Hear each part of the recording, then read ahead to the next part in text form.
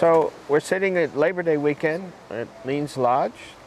Next to me is a longtime friend, Charlie Plosser. We have traveled a number of places in the world together. We've gone fishing together. We've been at all kinds of things together. And now we're here Labor Day weekend in Maine.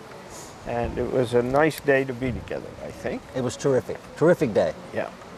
So 2-3 minutes, Charlie. You're asking the wrong person for 2 or 3 minutes. That's like when Kissinger said, it'll take me 3 minutes to get to the comma. It was a good... That's all right. So here's a question for people who might be interested. You were on the firing line in 2008, 2009. You were at the center of the decision-making of the largest and most important central bank in the world, the Federal Reserve. Some people might disagree with that, but most people would agree with that.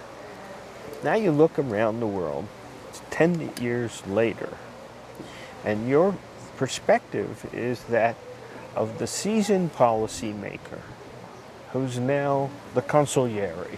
You're able to give some counsel to those who are following you. What would you tell them to think about in this world where we have the central banks at the center, where we have political confrontation with them in ways we never expected, where we have 15, 16 trillion of negative interest rate debt in Europe? How would you counsel those that are following you in this decision-making role? Oh, boy, that's a big question. But I think one of the things I would think about carefully is that one big message I would have, particularly for central banks, is that policymakers, central bankers, have come to the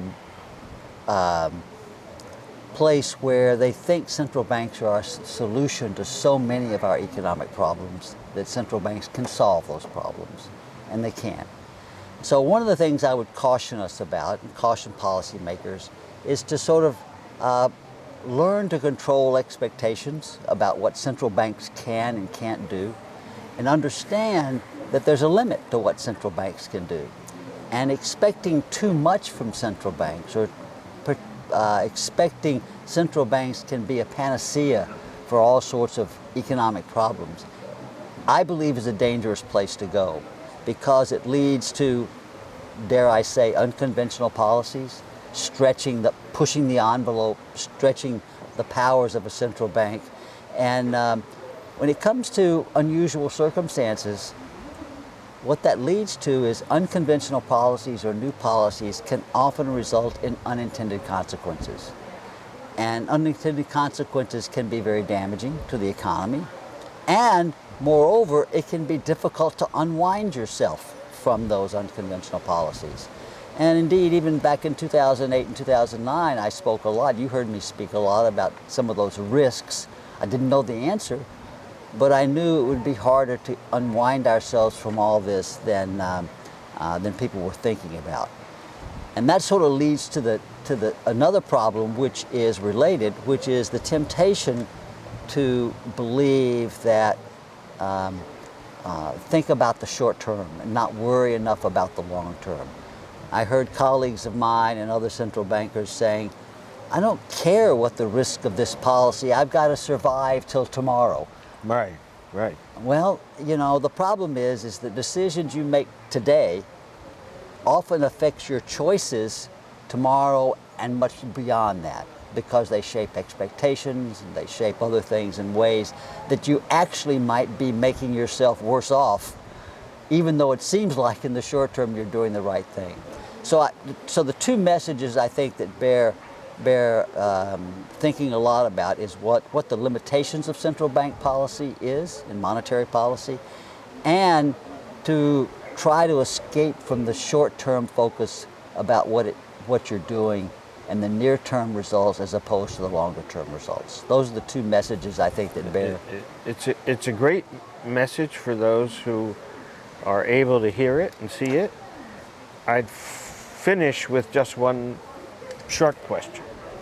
You've watched the American system all your professional life as a dean, as a Federal Reserve president, and you see it today. Are you an optimist or a pessimist? Well, in general, I'm an optimist. I think we have a remarkable system in this country. Our system of government and our free market economy have proven to be remarkably resilient, even in very hard times. We need to trust that resiliency and believe in it and allow it to function rather than interfering with it. So generally, I'm an optimist. But, you know, we have our share of challenges. And, you know, whether it be, you know, the economy or whether one of my important beliefs is the independence of central banks, both in the United States and around the world, that's clearly under threat these days to an extent that's not entirely new, but the degree to which they're under threat is probably higher now than it's been in quite some time. So I worry about that and the threat to those institutions where, particularly in the case of the Fed and central banks, people have come to expect too much from those institutions. That increases the political pressure and undermines independence. And the willingness of central banks to succumb to that pressure, accept responsibility for things that they cannot control, undermines their independence. So yes, I think there's some risks, but I remain an optimist. Charlie Plosser at Lean's Lodge on Labor Day weekend. Thank you, Thank David. you. Thank you, Thanks, David. Charlie.